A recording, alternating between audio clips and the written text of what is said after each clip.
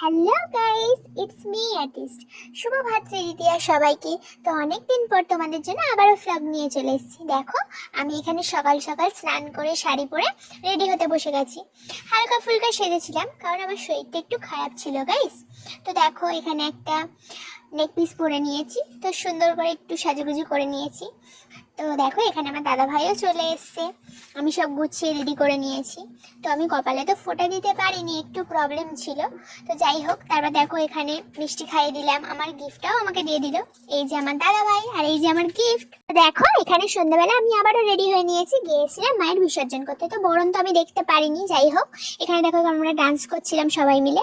তো এই যে মাকে ঘোরানো হচ্ছে এখন 7 পাকে। তো এবারে যাই হোক, মাকে বিসর্জন দিয়ে দিল। আসছে বছর আবার হবে। তো এই যে দেখো আমাদের মায়ের মন্দির। তো এখানে সবাই ছেলেরা একটু ডান্স করছিল সবার শেষে। তো টাটা, দেখা হচ্ছে নেক্সট মিনি ব্লগে।